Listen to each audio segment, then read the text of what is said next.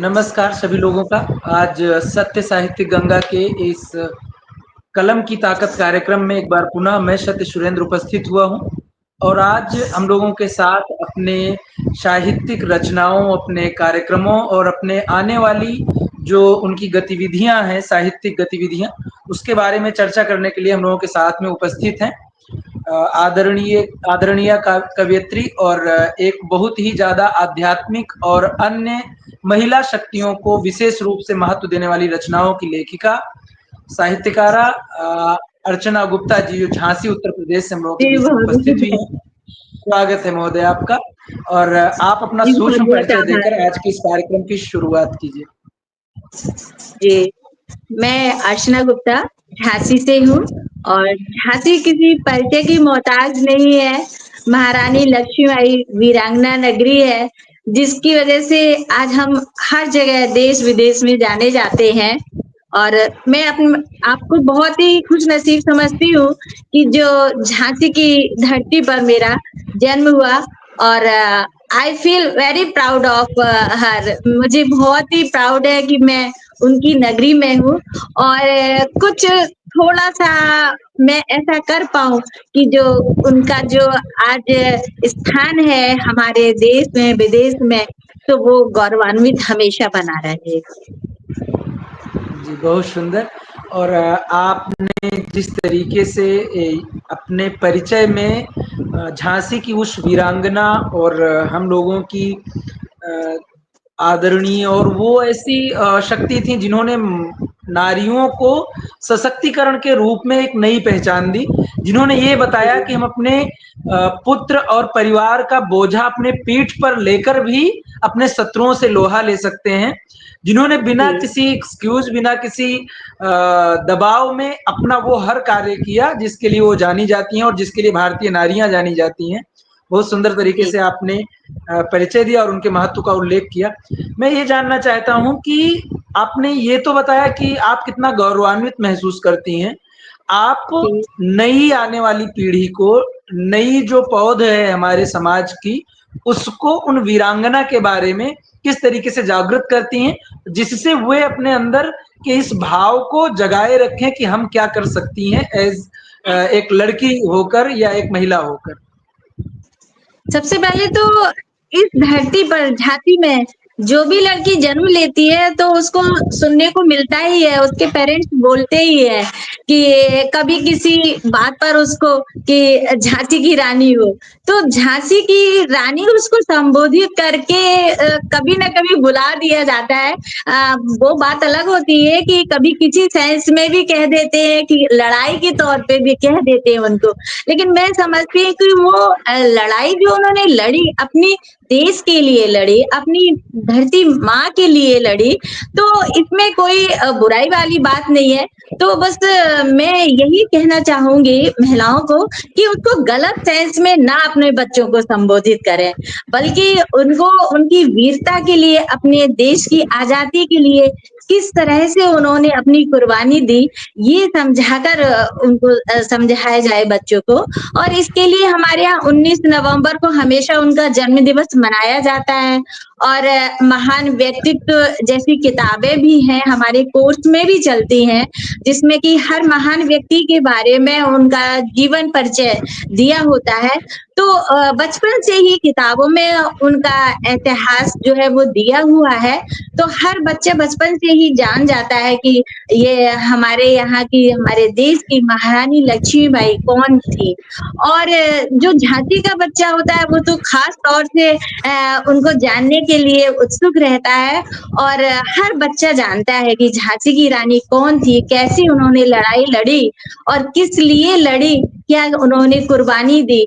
तो मेरे ख्याल से झांसी में तो हर लड़की जानती है, हर परिवार जानता है और गर्व महसूस करता है कि वो हमारे यहाँ की थी और हम उनकी धरती पर हैं।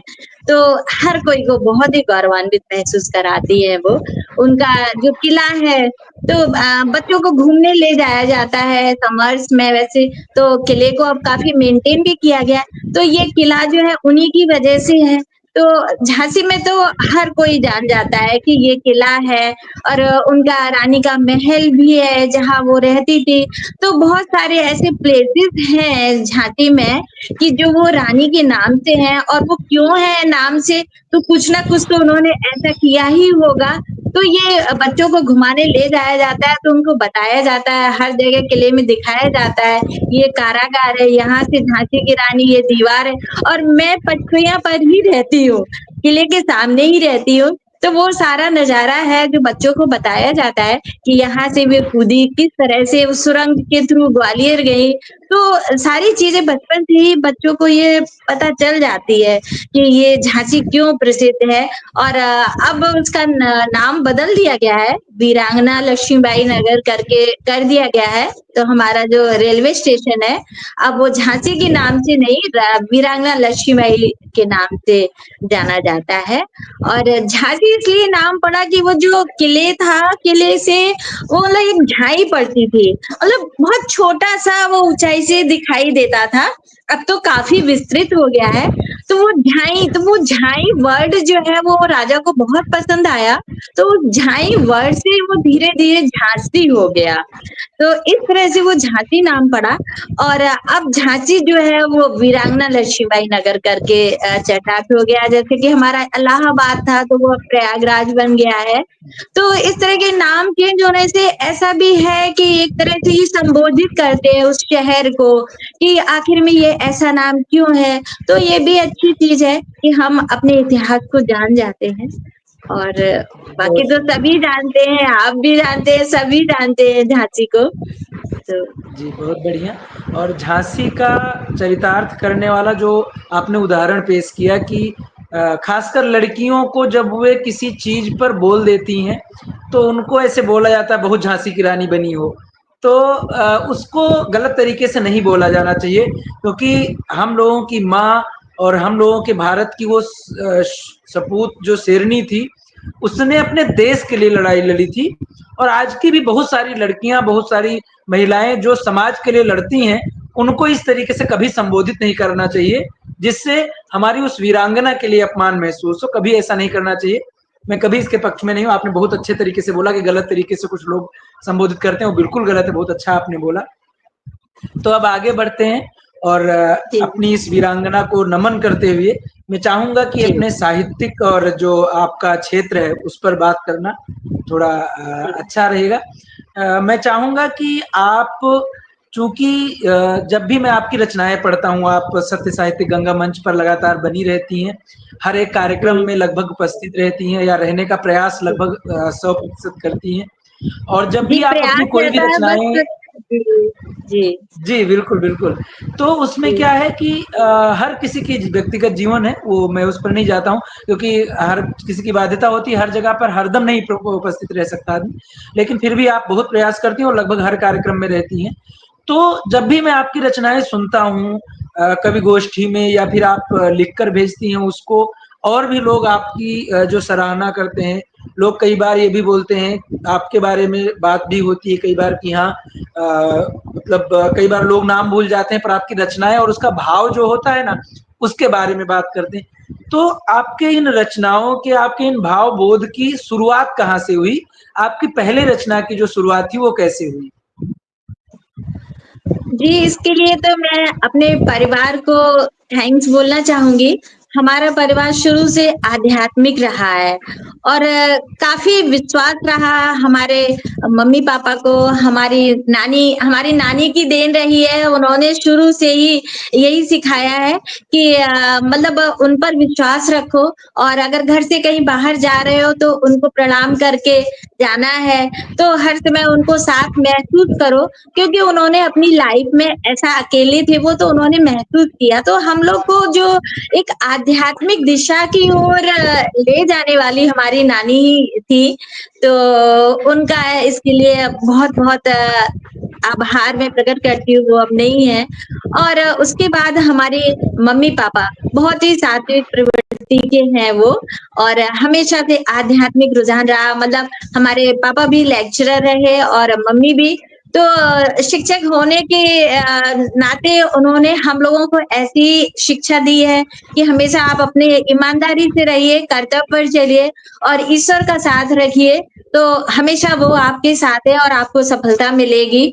तो इस तरह से हम सबको उन्होंने सही राह दिखाई, तो हम सभी भाई-बहन जो हैं वो ईश्वर के राह पर ही हैं और उसके बाद हमारे परिवार में कभी आप मौका ऐसा मतलब अरेंज होगा तो मैं अपने भाई से मिलवाऊँगी, बिकॉज़ सभी इस तरह से हैं, आध्यात्मिक हैं, लेकिन हमारे जो एक छोटे भाई हैं, वो बहुत ही स्पिरिचुअल है। मतलब वो एक तरह से उनके अंदर जो भाव है, वो उन्हीं के लिए है। वो बहुत अच्छे संगीतकार भी हैं, लेकिन वो एज़ ए प्रोफ़ेशन नहीं वो अपना यूज़ करते हैं। वो कहते हैं उन्होंने हमें ये गुण दिया है, तो मैं सिर्फ़ उन्हीं के लिए इसको प्रयोग करती हूँ और हमारे यहाँ मैं अक्सर कविताओं में कान्हा जी की पिक्चर्स डालती हूँ और उसके अलावा हमारे घर में काफ़ी बड़ा मंदिर है, तो लोग बोलते थे कि इतना बड़ा मंदिर बनवा लिया, इतने में तो एक कमरा बन जाएगा। तो इस तरह से लेकिन नहीं, जैसे कि हम लोग नहा के तैयार होते हैं, तिलक लगाते हैं, तभी चेहरे पे एक लुक आता है। तो उस तरह से घर में भी जब मंदिर बन जाता है ना, तो वो एक तरह से हमारे प्राण ही समझ लीजिए कि वो उस घर में आ जाते हैं। तो वो मंदिर भी है, तो उसका पूरा देखभाल और जो भी कुछ है दिनचर्या, वो हमारे भाई की वजह से ही है, तो वो बहुत ही आध्यात्मिक है। कभी इस तरह से पॉडकास्ट होगा तो मैं आपसे परिचय करवाऊँगी। तो उनका रुझान बहुत ज़्यादा है। तो इस तरह से हमारे परिवार में जो आध्यात्मिकता की एक लहर सी है और हमारा बेटा भी है, तो हमारी मम्मी उसको सिखाती है कि वो जो मंत्र है ओम कृष्णाय वासुदेवाय मतलब तुम कुछ भी करो लेकिन ये एक छोटे से ये इस तरह से कान्हा जी है, तो वो पढ़ता भी था बाहर वेल्लोर में और अभी भी ये दिल्ली में है, तो वो कान्हा जी को सदैव अपने साथ रखता है कि वो तो हमेशा साथ है और उसका भाव भी यही है, बहुत ही अच्छा है, प्यारा बेटा है मेरा, हमेशा ईमानदारी और उसको वो चीज़ बहुत अच्छी लगती है जब श्री कृष्ण ने अर्जुन को जो उपदेश दिए ना, वो ज्ञान उसको बहुत अच्छा लगता है, बहुत ही वो उसको फॉलो करने पे मतलब तैयार रहता है और आगे लाइफ में ईश्वर ने जैसा चाहा वैसा वो बनेगा। लेकिन मतलब उनकी कृपा से वो बहुत ही फॉलो करता है, बहुत ही फेथफुल है अपने दोस्तों में, सभी के लिए एडवाइस सही देता है, इस तरह से।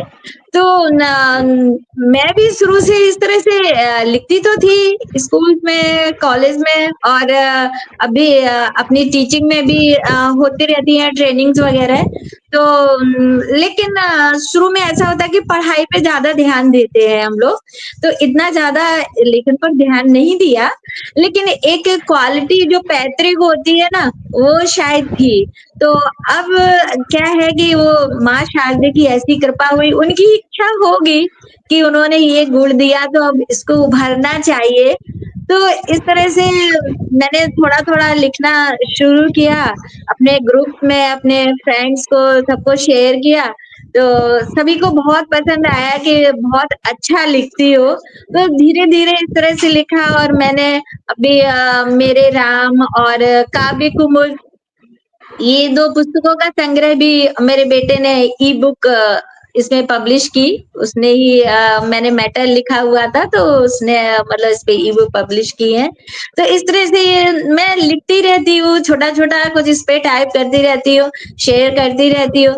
तो मुझे लगा कि नहीं मतलब माँ ने दिया है ये गुण, तो मुझे लिखना चाहिए। तो मैं धीरे-धीरे ये लिखती रहती हूँ और हमारा जो भाई है वो आध्यात्मिक वो भी काफ़ी कुछ लिखता रहता था पहले, हमेशा लिखता है लेकिन एज़ ए प्रोफ़ेशन नहीं उसने अपनाया।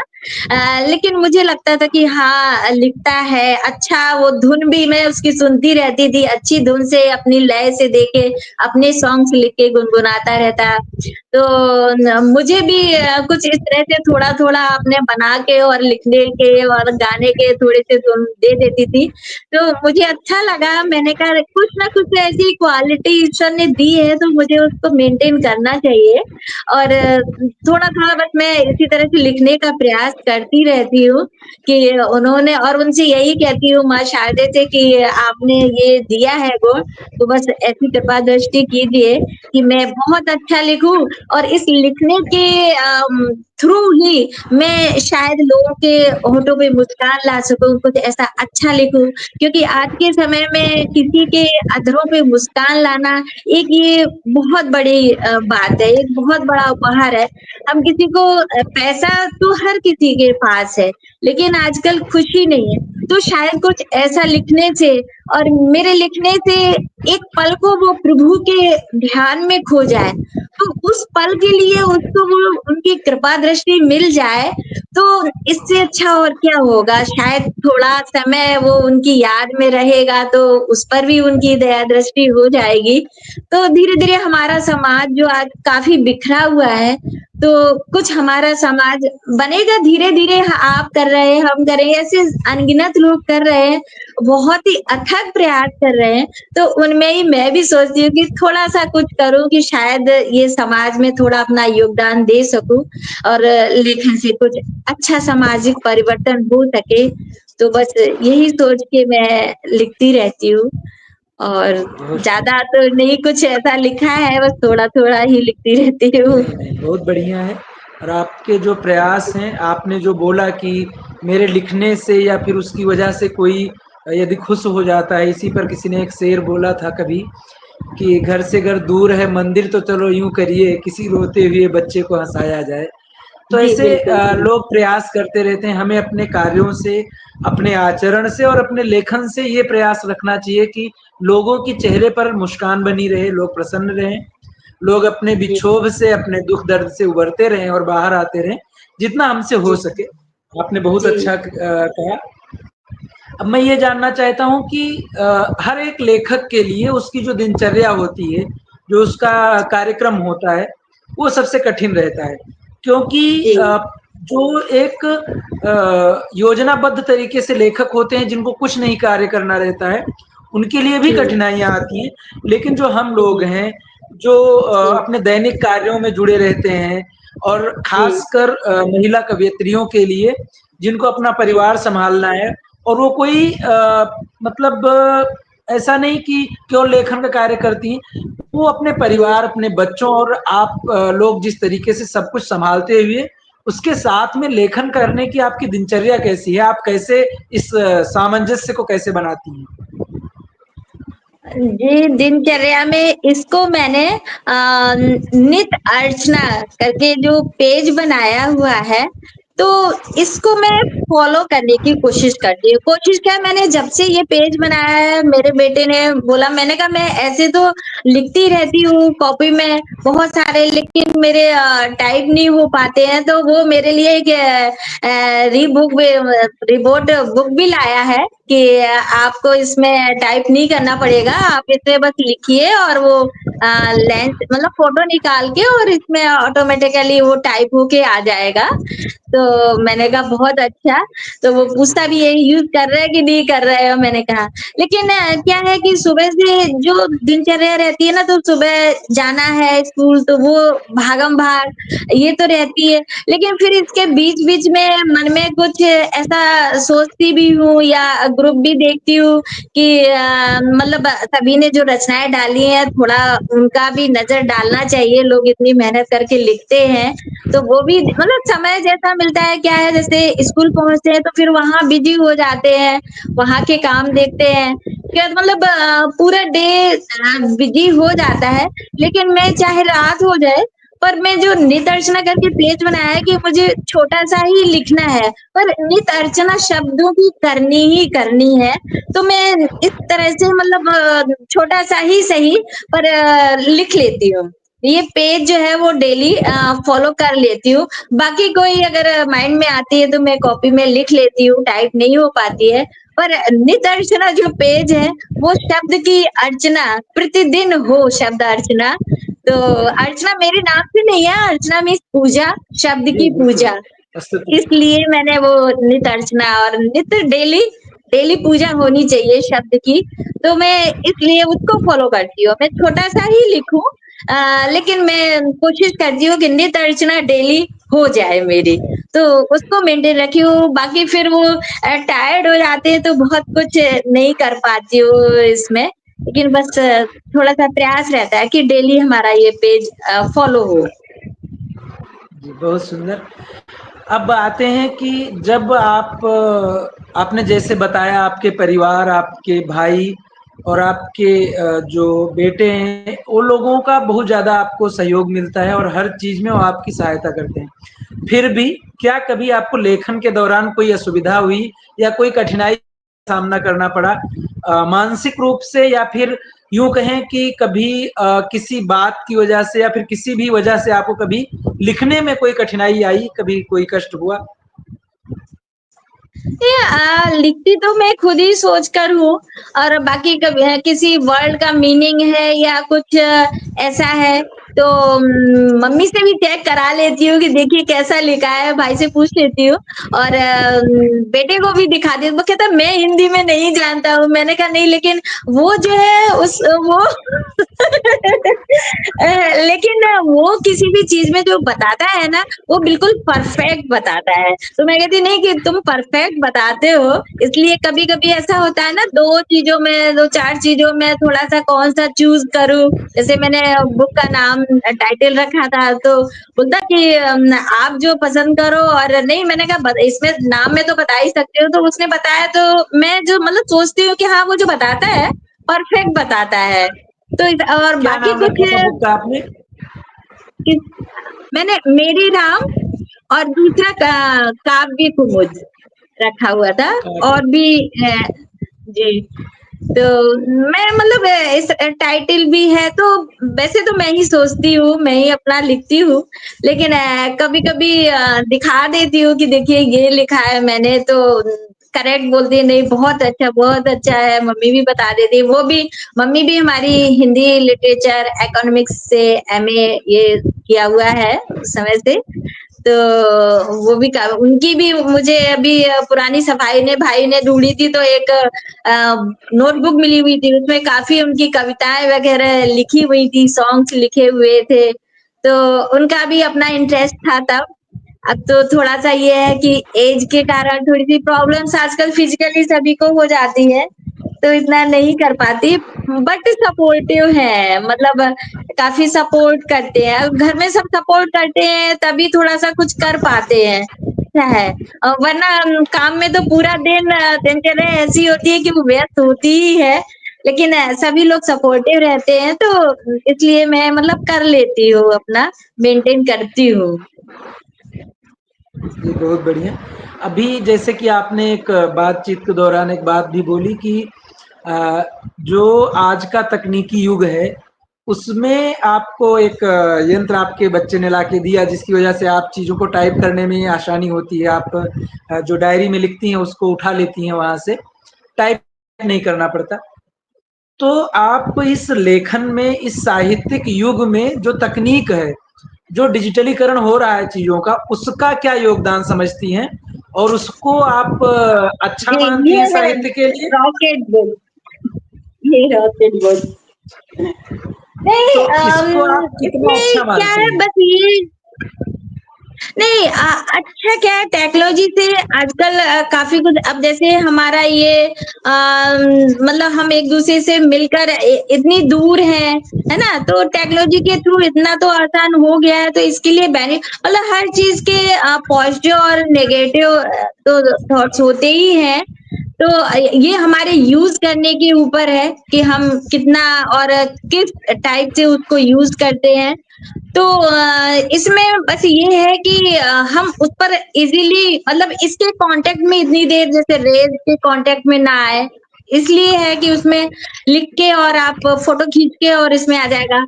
बस इसके लिए और वो उसने मुझे सरप्राइज़ दिया था। मेरी बर्थडे पे वो लाया था, मैंने कहा पता नहीं कहता सूट तो आप बहुत खरीदती रहती हो, पर मैं ये लाया हूँ, मैंने कहा नहीं बहुत अच्छा, कहता नहीं आपको पसंद आया तो बहुत अच्छी बात है। जैसे स्पीकर से भी कर लेती हूँ मैं इसमें टाइप करने की जगह कभी-कभी टाइप भी कर लेती हूँ। लेकिन ये मुझे इसलिए अच्छा लगा कि हाँ, इतनी टेक्नोलॉजी इतनी आगे आ गई है कि हम किसी काम को मतलब इज़िली उसको कर सकते हैं। बस ये है टेक्नोलॉजी का, बाकी उसका आसान बना मिसयूज़ रहे नहीं हैं। करना जी। चाहिए। टेक्नोलॉजी का हमें बेनिफिट लेना चाहिए। जी, बहुत सुंदर। और हम लोगों को भी कभी भी जो तकनीकी है या जो चीज़ें जो भी यंत्र हम लोगों को मिलते हैं उसका सदुपयोग करें तो बहुत अच्छा है। क्योंकि हर एक पक्ष के जैसे आपने बोला कि सकारात्मक और नकारात्मक पक्ष होते हैं, पॉजिटिव नेगेटिव हर चीज़ का होता है। आज जो आप लिख रही हैं, तो आपने एक पुस्तक का नाम लिया अपनी, मेरे राम। इसकी कोई रचना जो आपको बहुत जी, पसंद हो? वैसे तो अपने पुत्र की तरह किसी भी कवि या कवयित्री की रचनाएँ बहुत प्रिय होती हैं अपनी, लेकिन जो आपको सबसे ज़्यादा प्रिय हो आपकी वो उस पुस्तक की कोई एक रचना यदि हम लोगों के सामने रखना चाहें, तो बहुत अच्छा रहेगा।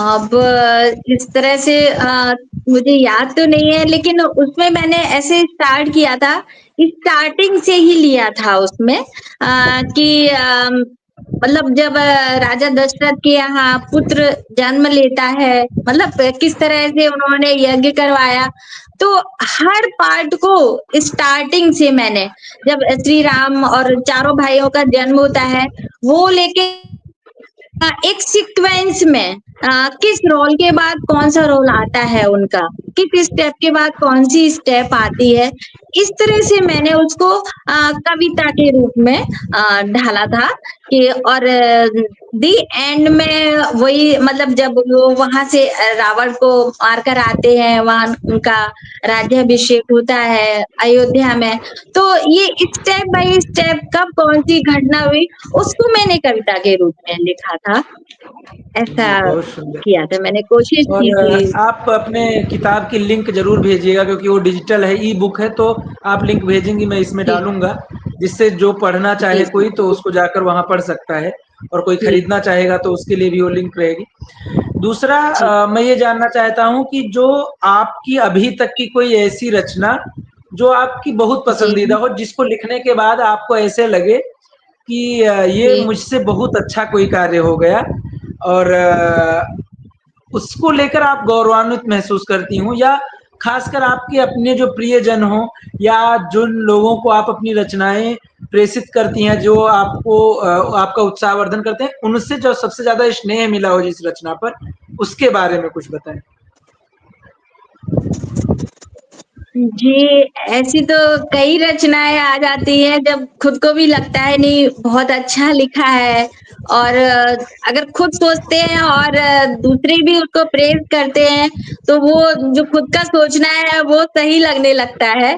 तो ऐसा तो कई बार होता है कि कुछ रचनाएँ हम सब लिखते हैं, तो कई बार काफ़ी अच्छी हो जाती है। अभी जैसे मैंने माँ पर ही लिखी थी, तो आपने ही उसको बहुत ही ज़्यादा सराहना की थी उसकी, माँ पर जो मैंने रचना अभी लिखी थी। तो इस तरह से कई रचनाएँ हो जाती है ऐसी। आज ही मैंने एक रचना लिखी थी जैसे मेरे माइंड में आया कि जिस तरह से सब्ज़ी में हल्दी डालने पर सुप्रभात हो जाता है। जैसे सवेरा होता है, सूरज की रोशनी आती है, तो वो खिला-खिला सा लगने लगता है, तो उसी तरह से जब हल्दी डालते हैं सब्ज़ी में, तभी उसका जो है वो खिला-खिला सा वो मतलब लुक आता है। तो जिस तरह से सब्ज़ी में हल्दी डालने पर सुप्रभात हो जाता है, थोड़ा-सा हल्का-सा नमक स्वाद ले आता है और हरी धनिया की पत्ती जो है वो उसको एक खूबसूरत-सा लुक देती है और उस सब्ज़ी को खूबसूरती का एहसास दिलाती है। तो ये जो सब्ज़ी को लेके मेरे माइंड में आया मुझे बहुत अच्छा लगा। इसी तरह से मैंने कंपेयर किया, इसी तरह से वो पल जब हम प्रभु की याद में होते हैं, तब हमें उसके जो साथ का एहसास है, वो हमारे विश्वास और आस्था को और प्रगाढ़ बनाता है और अधिक बढ़ाता है और वो पल हमारे जो है होठों पर मुस्कान ला देता है और वो जो है लम्हे जो है, वो जो दिन है, जो सुप्रभात जो है, वो एक खूबसूरत नज़ारे सा नज़र आने लगता है। हर तरफ खूबसूरत नज़ारे ही नज़ारे नज़र आने लगते हैं। बस हर पल वो उसकी याद में ऐसे ही नज़ारे में खोए रहें, यही उससे हमारी इबादत है, यही उससे हमारी माँग है, सदा यही हमारी उससे माँग है। बहुत सुंदर, बहुत ज़बरदस्त। और पता नहीं मुझे क्यों ऐसा एहसास होता है जब भी मैं आपकी कोई भी आध्यात्मिक रचनाएँ सुनता हूँ, तो जैसे आपने बोला कि आपकी नानी जी जो थी और आपकी माता और पिता दोनों शिक्षक थे और नानी जी आपकी हमेशा अध्यात्म से संबंधित चीज़ें बताती रहती थी। मेरा जो परिवार है वो भी कुछ अध्यात्म से जुड़ा हुआ है और जो अपनी संस्कृति है, जो उसकी जो वेदना है उसको प्रकट करता है। तो जब ये चीज़ें मैं सुनता हूँ तो मुझे एक अलग तरीके से जो जुड़ाव होता है वो लगता है। तो मैं याद करता हूँ अपने दादी की उन कहानियों को, उन जो अपनी आध्यात्मिक चेतना की बातें थी उनको। फिर जब मैं आपकी रचनाएँ सुनता हूँ तो मुझे लगता है कि किसी अध्यात्म को एक नए पहलू में ढाल कर बात शुरू हो रही है एक सब्जी से, एक हल्दी से, जो सूर्य की लालिमा की उस पहली किरण को संबोधित करते हुए और अध्यात्म की उस आखिरी शिखर तक लेके जाती है, जिसमें हमें अपने आत्मावलोकन का और अपनी चेतना का विकास करने में मदद मिलती है। तो वो चीज़ें हर एक किसी के लिए एक सहायता के लिए और उसकी सीढ़ी में आगे बढ़ने के लिए एक रास्ता बनाती हैं। बहुत अच्छे तरीके से आपने बताया। और मैं इसी क्रम में ये जानना चाहता हूँ कि जैसे आप इतनी अच्छी रचनाएँ लिखती हैं जो अध्यात्म को लेकर, जो समाज को लेकर, आपको अध्यापिका होने के नाते, एक सामाजिक कवयित्री होने के नाते ऐसे क्या कितना विश्वास है कि रचनाओं के माध्यम से, साहित्य के माध्यम से समाज में कितना और किस हद तक परिवर्तन लाया जा सकता है? जी, साहित्य समाज का दर्पण होता है और समाज साहित्य का दर्पण होता है। इस पर हम छोटे से ही निबंध भी लिखते आए हैं, पढ़ते थे तब ये ज़रूर इसको सीखते थे। तो छोटे में नहीं इतना पता रहता था, लेकिन मम्मी ने भी बताया, फिर उसको थोड़ा डिस्क्राइब किया, फिर आगे चल के पता चला। तो मैंने भी देखा कि जैसा हो रहा है वो साहित्य में वैसा ही लिखा जा रहा है। और उसको अगर हमें बदलना है तो हमें साहित्य पर ध्यान देना होगा, क्योंकि आजकल की पीढ़ी जो है उसको अच्छे साहित्य की कमी हो रही है। अब अच्छी साहित्य की कमी है तो इसलिए वो शायद रॉन्ग डायरेक्शन में जा रहे हैं और हमें बचपन से ही बच्चों को ऐसे संस्कार डालने चाहिए, एक आत्म चेतना की ओर तो अवश्य ले जाना चाहिए। अगर उस ओर ले जाएँगे तो उसमें खुद ऐसे संस्कार डेवलप होने लगेंगे कि वो बच्चा जो है वो सही राह पर ही जाएगा और इसके लिए हम बहुत ही थैंकफुल हैं अपने परिवार के, अपनी नानी के, अपने पेरेंट्स के कि जिन्होंने हमें इस राह पर मतलब ले गए।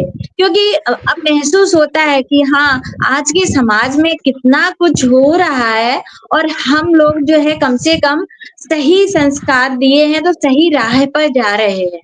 वरना आजकल के बच्चों को मतलब ऐसा माहौल मिल जाता है कि वो थोड़ा-सा बिगड़ने में देर नहीं लगती है। तो आजकल के माहौल में संस्कारों का, साहित्य का बहुत ही योगदान है। तो ये हमारे परिवार से ही शुरू होते हैं। पहली पाठशाला हमारी परिवार ही होती है। तो परिवार में कुछ ना कुछ ऐसा अच्छा साहित्य हमारे पेरेंट्स को, बच्चों को सिखाना चाहिए और हमें लगता है कि उनको हमें ऑब्ज़र्व भी करते रहना चाहिए कि क्योंकि छोटे होते हैं बच्चे तो उनको इस बात का ज्ञान नहीं होता है। कई बार स्कूल में उनकी संगत बिगड़ जाती है, तो हमें ऑब्ज़र्व करते रहना चाहिए और इनडायरेक्टली उनके एज़ ए फ्रेंड बन के, उनको डाँटना नहीं चाहिए, एज़ ए फ्रेंड बन के जो है उनकी हर बात को हमें पता करते रहना चाहिए। मैं तो ऐसा ही करती थी और वैसे मेरा बेटा बहुत अच्छा है, लेकिन मैं कभी डाँटती नहीं थी उसको और अभी भी नहीं डाँटती हूँ। बस हाँ, उसके व्यूज़ हर फ़ील्ड में उसके व्यूज़ जान लेती हूँ, कैसा क्या सोच रहा है, तो बस वो सही सोच रहा है और सही जा रहा है, तो बस यही चाहिए और क्या। ये हाँ, वो अपने संस्कारों को मतलब मेंटेन किए हुए है और बाहर जहाँ भी जा रहा है, अकेले जा रहा है, तो वो सब उसके फ्रेंड भी उसी सर्कल के हैं। मतलब उतना उसमें है पावर कैपेसिटी कि किस टाइप का फ्रेंड बनाना चाहिए। बाकी हेल्पिंग नेचर है, सबकी करता है, लेकिन किस टाइप का बनाना चाहिए तो ये उसमें है। तो ये हम लोगों का कॉन्फिडेंस हो गया है कि नहीं, बच्चा सही राह पे जा रहा है। तो ये छोटे से ही थोड़े बच्चों को संस्कार और साहित्य, तो इस तरह का जब साहित्य मार्केट में आएगा, तो बच्चा पढ़ेगा। हाँ, साहित्य और भी आते हैं, लेकिन अभी हमारी जो बुकर अवार्ड मिला है, वो महिला को जो कन्नड़ है ना? तो उन्होंने यही कोशिश की है कि हम जो है वो समाज को कैसे बदलें। तो बहुत ही ज्ञानी लोग हैं इस दुनिया में जो इन बातों को इम्पोर्टेंस देते हैं कि किस तरह से ये समाज को बदला जा सकता है। इसीलिए शायद उनकी पुस्तक को सेलेक्ट किया गया है कि मतलब वो पुस्तक मार्केट में आएगी तो जो मनीषी हैं वो पढ़ने की कोशिश करेंगे, पढ़ेंगे तो उनके कॉन्टेक्ट में जो लोग आएँगे तो 10% तो चेंजेस आएँगे ही आएँगे। अब जैसे हमारे आपने भी सुना हो ना स्वामी प्रेमानंद जी का, तो वो जो है ज्ञान देते हैं, राधे राधे जो बोलते हैं, तो आज के समय में जो है प्रेम की ही कमी है। तो राधे तो प्रेम का प्रतीक है, तो इन वर्ड्स को बोलने से हमारे समाज में अगर प्रेम फैले उनके ज्ञान से, वो बोलते हैं कि हम जहाँ से निकलते हैं, तो जो यंग जनरेशन के बच्चे हैं, वो राधे राधे करते हैं, तो हमें देख के ये खुशी होती है कि हमारे ज्ञान से कम कुछ तो यंग जनरेशन जो है वो बदल रही है। तो ऐसे अनगिनत लोगों के प्रयास रहेंगे, तो जो आज समाज में स्थिति है, वो कम से कम आगे चल के धीरे-धीरे एकदम तो नहीं बदल जाएगी, लेकिन जैसी हमारी सतयुग में थी, तो उसको लाने का जो है वो हम अगर प्रयास करेंगे साहित्य से, ऐसे नाम आपने सुना होगा, प्रजापिता ब्रह्मा कुमारी ईश्वरीय विश्वविद्यालय माउंट आबू में जो सेंटर है, तो वहाँ भी ज्ञान ही है, ज्ञान ही दिया जाता है, जिससे जो है हम अपने जीवन को किस तरह से सही राह पर ले जाएँ, यही बताया जाता है वहाँ पर। तो ये और देश-विदेश हर जगह उनकी शाखाएँ हैं, तो इस तरह से बहुत सारे सेंटर्स खुले हुए हैं, मतलब हर व्यक्ति जो है वो ना किसी रूप में इस तरह से प्रयास कर रहा है कि हमारा समाज एक सभ्य, सुसज्जित, सुंदर समाज हो, तो इसके लिए प्रयास हो रहे हैं और बदल भी रहा है, लेकिन अगर ना होता, कुछ चेंजेस ना होते तो शायद आज इस धरती पर हम लोग ना होते और आप हैं, हम हैं और भी लोग हैं जो इस तरह से हम लोग मिल रहे हैं इस मंच पर। तो ये सब ईश्वरी ही देन है कि हम सब लोग लगे हुए हैं इसमें, अच्छा योगदान दे रहे हैं कविताओं के रूप में। तो ये बहुत सारे लोगों के पास पहुँचता है। आपने इतना वेबसाइट बनाई हुई है, आप इतने अच्छे वेबसाइट पर जो है मटेरियल डाल रहे हैं, तो ये अनगिनत लोगों तक पहुँच रहा है। तो ये आपका जो है मेन मोटो जो है आपका यही है कि ये समाज को हम अपने मटेरियल से सही राह दिखाएँ। तो वो दिखा रहा है और पहुँचेगा, आपका प्रयास सफल होगा। तो इस तरह से है कि ये बदलेगा, समाज बदलेगा, समय लगेगा, लेकिन हाँ, साहित्य का बहुत बड़ा योगदान होता है समाज पर। पहले साहित्य बहुत अच्छा होता था, इसीलिए समाज अच्छा था। आज साहित्य जो है वो कल्चर उसका थोड़ा बदल गया है, हम वेस्टर्न कल्चर पर आ गए और वेस्टर्न भी बुरा नहीं होता है, लेकिन उसको फॉलो करने के तरीके हम गलत अपना लेते हैं। वहाँ भी जो ईसा मसीह है, उन्होंने भी यही संदेश दिया है, हर धर्म में यही संदेश दिया है। बस ये है कि हम आज की पीढ़ी जो है उनको गलत तरीके से ले रहे हैं, तो उस गलत तरीके को ना लिया जाए, उनको सही तरीके से लिया जाए जैसे पहले लेते थे, तो समाज अच्छा हो जाएगा। तो ये साहित्य के थ्रू बहुत प्रयास सुंदर। अच्छा प्रयास है, और हमारी एक्टिविटीज ऐसी हो, हमारा व्यक्तित्व ऐसा हो जो सामने वाले को लगे हाँ प्रभावशाली है, ये ऐसा क्या करता है, क्या फॉलो करता है। तो अगर हम ईश्वरीय चेतना में रहते हैं, उनसे जुड़े रहते हैं, तो अगले को भी ईश्वर से जुड़ने का थोड़ा-सा महसूस होगा कि हम भी उससे जुड़े, हमारा भी जीवन परिवर्तित हो जाए। तो बस यही है, कुछ तरह-तरह के एक्टिविटीज़ हैं, जिनको हम सब बहुत फॉलो कर रहे हैं और करते रहेंगे, तो धीरे-धीरे ये ईश्वर की सृष्टि जो है वो अच्छी बनी रहे, और ऊपर से जो वो देख रहे हैं तो उनको देखकर खुशी हो कि ये सृष्टि बिगड़े ना, ये सृष्टि हमारी सलामत रहे, बस यही चाहते हैं और बहुत सभी बढ़िया। यही आपने चाहते एक हैं। बात जी, आपने एक बात कही कि साहित्य समाज का दर्पण होता है और समाज साहित्य का। ऐसे जी, ही चीज़ें फ़िल्म इंडस्ट्री के बारे में कही जाती है, जब उस पर प्रश्न उठते हैं कि आप इतनी अश्लीलता क्यों परोस रहे हो? आप ऐसे क्यों बोल रहे हो? या फिर यूँ कहें कि जो भोजपुरी गाने कुछ आते हैं, जिसने उत्तर भारत और उत्तर भारतीयों को लज्जित करने का अलग-अलग जगहों पर कोई प्रयास नहीं छोड़ा। मैं सूरत में रहता हूँ गुजरात के। जी, कभी भी जब कोई बात होती है तो लोग प्रश्न उठाते हैं कि कैसा है ये जो आपके यहाँ का साहित्य है? क्योंकि वो साहित्य किताबें पढ़ने नहीं जाते हैं, वो स्क्रॉल करते समय वो गाने अश्लील गाने सुनते हैं, जो हमारी भोजपुरी इंडस्ट्री और भोजपुरी के कुछ अश्लील लोग देते हैं। उस जी, अश्लीलता को परोसने में वो ये कहते हैं कि जो लोग ये सुनना चाहते हैं इसलिए हम बना रहे हैं। तो साहित्य को लेकर भी कहीं यूं तो नहीं आगे बढ़ा जा रहा है कि समाज चाहता है इसलिए हम ऐसे लिख रहे हैं, क्योंकि हमारा कर्तव्य और हमें ये करना चाहिए कि हम लिखें वो समाज पढ़े, हम ऐसे गाने बनाएं जो समाज सुने, हम जी, ऐसी बिल्कुल, फिल्में बनाएं जी, जिसको समाज अनुसरण करे, ना कि हम वो बनाएं जो समाज चाहता है। जी, और जी, समाज का एक बिल्कुल। छोटा सा वर्ग, उन्मादी वर्ग, अगर कुछ ऐसा चाहता है तो क्या हम उस तरीके से बदल जाएंगे? यदि हमारे घर का कोई सदस्य किसी गलत रास्ते पर जा रहा है, तो क्या पूरे परिवार के साथ एक बढ़िया सा ट्रिप प्लान कर लेंगे उसी रास्ते पर जाने का, या उसको सुधारने का प्रयास करेंगे? तो इस पर मेरा ये बिल्कुल। प्रश्न है कि क्या सदैव समाज का दर्पण बनकर साहित्य को आगे आना चाहिए, या साहित्य को एक दर्पण की भांति समाज को आईना दिखाना चाहिए कि आपका ये स्वरूप है और आपका ये सही तरीका होना चाहिए, आपको चुनना पड़ेगा कि आपके लिए सही क्या है और गलत क्या है? जी, बिल्कुल। ये तो है कि आईना तो है, क्योंकि वो आपको आके फ़ोर्स नहीं करेगा।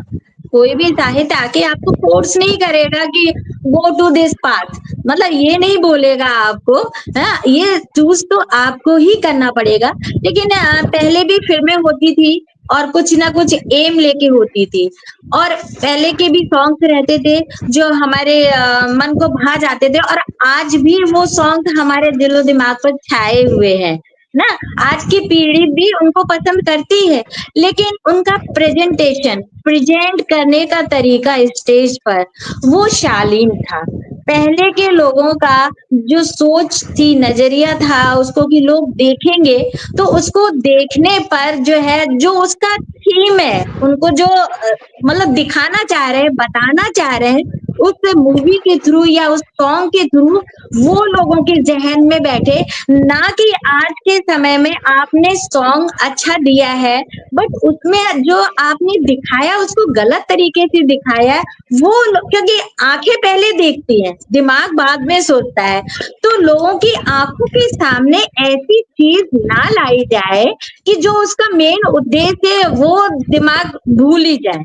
तो वो आज के समय में गलत तरीका हो रहा है उसको, लेकिन अब इसके लिए तो पूरी तरह से हम ही उत्तरदायित्व है, हमारा ही है, समाज का ही है कि हमको आगे आने वाली पीढ़ी को कैसा परोसना है, जो आपने बोला ना, उनको कैसा देना है, हमें अपने पीढ़ी को, अपने देश को अच्छा बनाना है या फिर गर्त में ले जाना है ना? और इसी का फायदा अदर कंट्रीज भी उठा सकती हैं। भाई जब आपका देश इन सब में उलझा रहेगा तो गर्त में चला ही जाएगा, तो फिर उसका फायदा तीसरे लोग तो उठाएंगे ही उठाएंगे।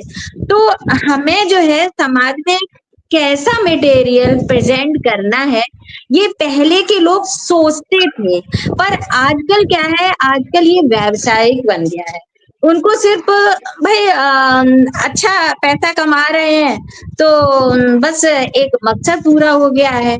तो ये नहीं सोचना चाहिए कि पैसा कमाना ही हमारा मकसद है। हम जो दे रहे हैं उसकी क्या इमेज, उसकी इमेज कोई भी गाने हो आप देखिए, वो कुछ समय तक ही दिमाग में रहते हैं और उनकी धुन रहती है सिर्फ वो डांसिंग में।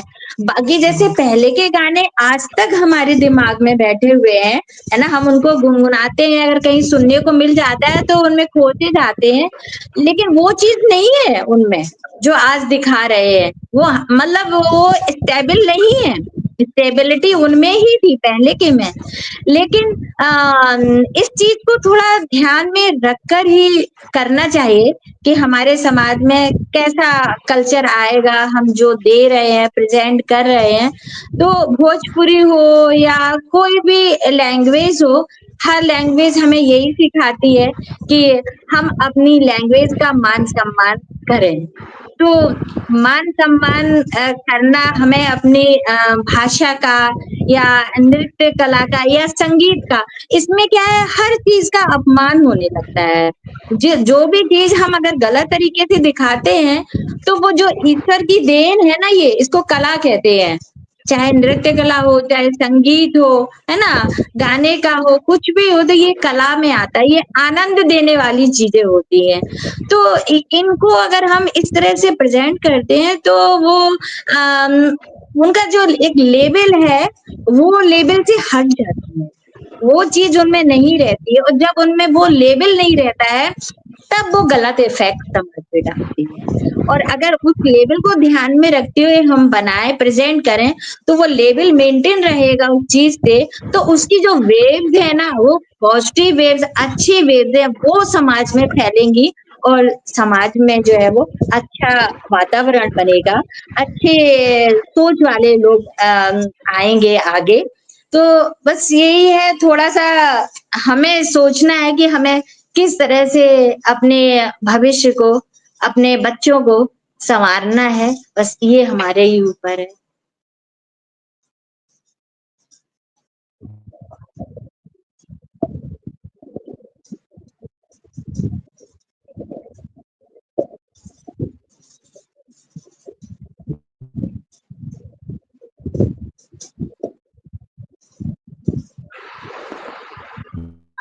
जी।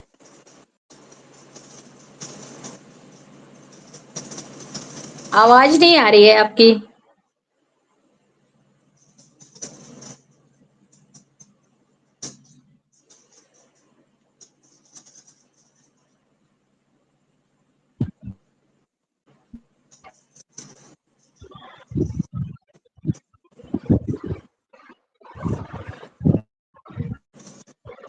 जी, जा रही है आवाज मेरी?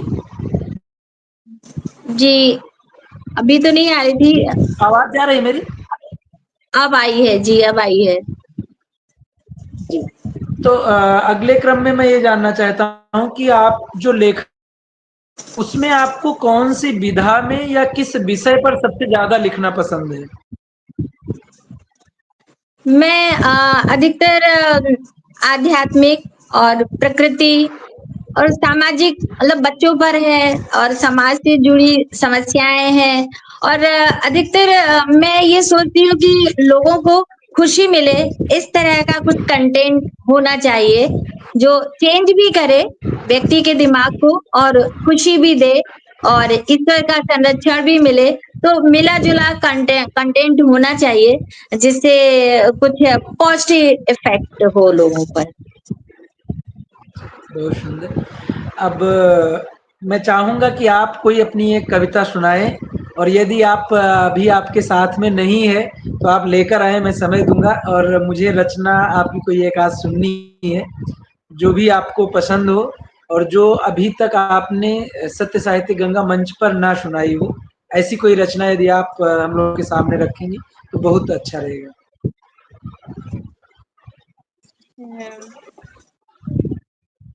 देखती हूँ मैं, कॉपी सारी अंदर है।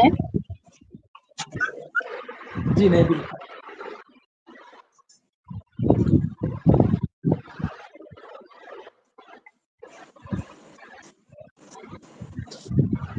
चलिए मैं हैप्पीनेस की बात कर रही थी तो उसी से संबंधित सुना देती हूँ।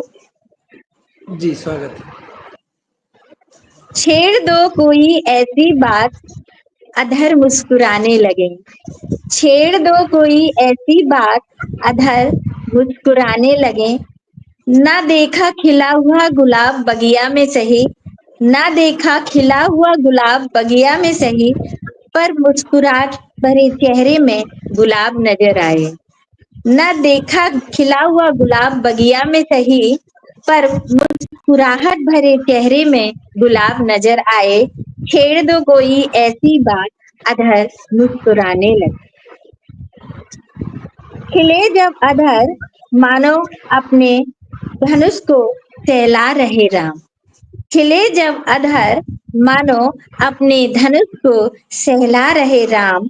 पाकर स्नेह राम का धनुष को मिला विश्राम।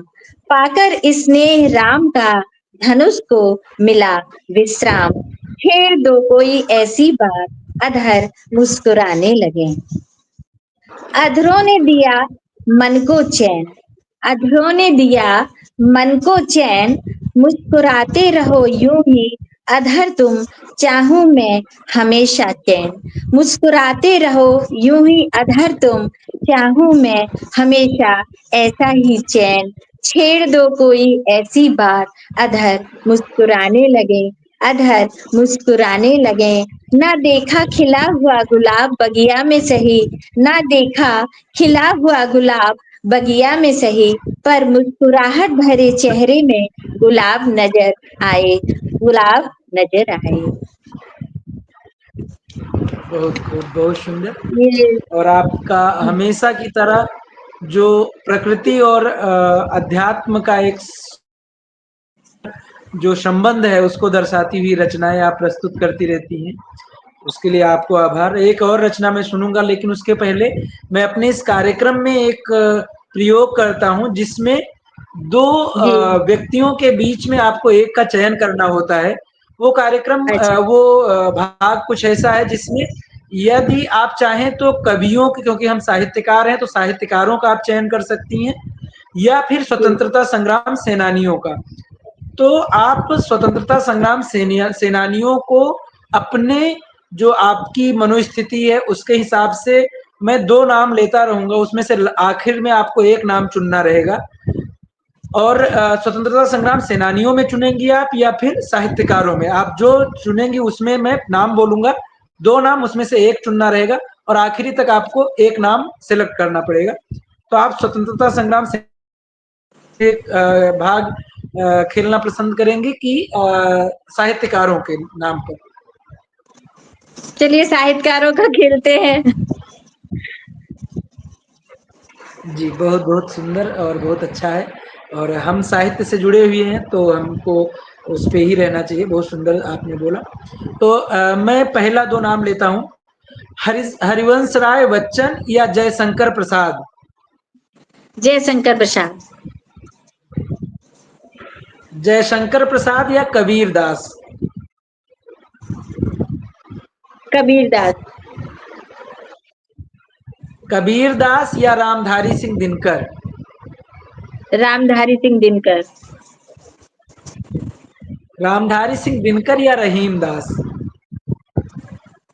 रामधारी सिंह दिनकर। रामधारी सिंह दिनकर या सूर्यकांत त्रिपाठी निराला जी? सूर्यकांत त्रिपाठी निराला जी। सूर्यकांत त्रिपाठी निराला जी या अशोक चक्रधर? सूर्यकांत त्रिपाठी निराला जी। सूर्यकांत त्रिपाठी निराला जी या भारतेंदु हरिश्चंद्र? सूर्यकांत त्रिपाठी निराला जी। सूर्यकांत त्रिपाठी निराला जी या मैथिली शरण गुप्त? मैथिली शरण गुप्त। मैथिली शरण गुप्त या गुलजार? मैथिली शरण गुप्त। मैथिली शरण गुप्त या मिर्जा गालिब? मैथिली शरण गुप्त। मैथिली शरण गुप्त या सुमित्रा नंदन पंत? सुमित्रा नंदन पंत। सुमित्रा नंदन पंत या दुष्यंत कुमार? सुमित्रा नंदन पंत। सुमित्रा नंदन पंत या माखन लाल चतुर्वेदी? माखन लाल चतुर्वेदी। माखन लाल चतुर्वेदी या कालिदास? कालिदास। कालिदास या रविंद्रनाथ टैगोर? रविन्द्रनाथ टैगोर। रविंद्रनाथ टैगोर या कुंवर बेचैन? रविन्द्रनाथ टैगोर। रविंद्रनाथ टैगोर या पंडित अटल बिहारी वाजपेयी? रविन्द्रनाथ टैगोर। रविंद्रनाथ टैगोर या कुमार विश्वास? रविन्द्रनाथ टैगोर। रविंद्रनाथ टैगोर या फिर सबीना अदीब? रविन्द्रनाथ टैगोर। रविंद्रनाथ टैगोर या अंजुम रहबर? रविन्द्रनाथ टैगोर। रविंद्रनाथ टैगोर या विष्णु सक्सेना? रविन्द्रनाथ टैगोर। तो आपने इतने सारे साहित्यकारों में से रविंद्रनाथ टैगोर जी का नाम चुना, जो हमारे देश के राष्ट्रगान के भी रचयिता हैं, जिन्होंने गीतांजलि लिखी। ऐसे साहित्यकार जिनको नोबेल प्राइज भी मिला हुआ है। बहुत सुंदर तरीके से आपने इस क्रम को आगे बढ़ाया। अब मैं चाहूंगा कि आप एक और अपनी रचना के साथ में इस मंच का ध्यान आकर्षित करें, उसके बाद आज के कार्यक्रम के समापन की तरफ बढ़ेंगे।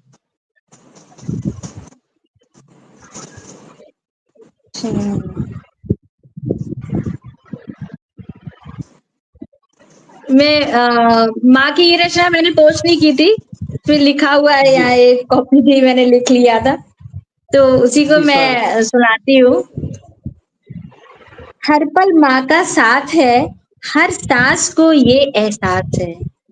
हर पल माँ का साथ है, हर सांस को ये एहसास है। नहीं दिन कोई खास है, बस प्यार का इजहार है। नहीं दिन कोई खास है, बस प्यार का इजहार है। प्यार भी प्यारा तब होता है, जब उसमें निस्वार्थ भाव छुपा होता है। प्यार भी प्यारा तब होता है, जब उसमें निस्वार्थ भाव छुपा होता है। नहीं प्यार की गहराई का पता होता है, नहीं प्यार की गहराई का पता होता है। उसके चरणों में ईश्वर भी नतमस्तक होता है। उसके चरणों में ईश्वर भी नतमस्तक होता है। रक्त की हर बूंद की जननी है माँ, रक्त की हर बूंद की जननी है माँ। प्रकृति में जैसे स्वाति नक्षत्र की बूंद, प्रकृति में जैसे स्वाति नक्षत्र की बूंद, प्रवृत्ति में जैसे शरद पूर्णिमा का चांद। प्रवृत्ति में जैसे शरद पूर्णिमा का चांद। रक्त के कतरे कतरे में है समाहित माँ के रक्त की पावन बूंद। रक्त के कतरे कतरे में है समाहित माँ के रक्त की पावन बूंद। होता है एहसास हर बात का, होता है एहसास हर बात का। बिन कहे समझे शिशु की हर बात, बिन कहे समझे शिशु की हर बात, इतना सटीक मापन कर न सके कोई यंत्र की नाप, इतना सटीक मापन कर न सके कोई यंत्र की नाप। वाह वाह वाह, गुणों में ईश्वर का अवतार, परवाह में ईश्वर का अवतार। वाह वाह वाह, गुणों में ईश्वर का अवतार, परवाह में ईश्वर का अवतार। फिर क्यों ढूंढे कोई और द्वार, फिर क्यों ढूंढे कोई और द्वार। नमन नमन नमन, कोटि कोटि चरण वंदन, हो रहा तुमसे ही प्रभात, ये जीवन तुम्हारी ही सौगात, ये जीवन तुम्हारी ही सौगात। बहुत सुंदर, बहुत सुंदर। और माँ के लिए जितना कहा जाए वो सब कम है, और ये इतनी सुंदर रचना आपने माँ पर प्रस्तुत की, उसके लिए आप कोटि कोटि साधुवाद की पात्र हैं। और बहुत सुंदर तरीके से आपने अपनी बातें रखी, और आप चलते चलते अपने चाहने वाले, अपने श्रोताओं और आपकी रचनाओं को पसंद करने वाले लोगों के लिए यदि कोई संदेश देना चाहती हूँ, तो आप सत्य साहित्य गंगा के इस मंच से, कलम की ताकत इस कार्यक्रम के माध्यम से आप अपना संदेश अपने लोगों तक जरूर पहुंचाएं। सर्वप्रथम मैं माँ शारदे का, ईश्वर का बहुत बहुत धन्यवाद करती हूँ कि आज आपने जो गुण दिया उसकी वजह से हम सत्य साहित्यिक मंच पर यहाँ अपने आप को पा रहे हैं, और इस मंच के द्वारा हम अनगिनत लोगों से मिल रहे हैं अपनी रचनाओं के द्वारा। और हमारी रचनाएं अगर किसी को थोड़ा सा भी बदल रही है तो इसके लिए हम ईश्वर के बहुत बहुत आभारी हैं। और सत्य साहित्यिक मंच के संचालक सुरेंद्र भैया का बहुत बहुत धन्यवाद, बहुत बहुत आभार कि उनके इस मंच के द्वारा लोगों तक मेरी कविताएं पहुंच रही हैं, और वो जो चाहते हैं सामाजिक परिवर्तन, इन कविताओं से सामाजिक परिवर्तन हो रहा है। बहुत ही अच्छा कार्यक्रम है, और हम सब एक साथ इस मंच पर आते हैं और अपने विचार प्रस्तुत करते हैं, और इन विचारों को उनके मंच के द्वारा दूर दूर तक पहुंचाया जाता है। और ईश्वर से यही प्रार्थना है कि वो निश्चल भाव से इस कार्यक्रम को सत्य साहित्यिक उन्होंने जो नाम दिया है, तो जो सत्य है वो मदद करे आपकी हमेशा, और आपको हमेशा ऊंचाइयों तक ले जाए, और हम सब हमेशा आपके मंच पर ऐसे ही आते रहें और अपनी रचनाओं को यहाँ प्रस्तुत करते रहें और लोगों तक पहुंचते रहें। बस लोगों का यही संदेश है मेरे लिए कि वो इन रचनाओं से अपने आप को हिफाजत के तौर पर महसूस करें, मतलब, और कुछ ऐसा बताएं कि रचनाओं में क्या परिवर्तन होना चाहिए उनके हिसाब से।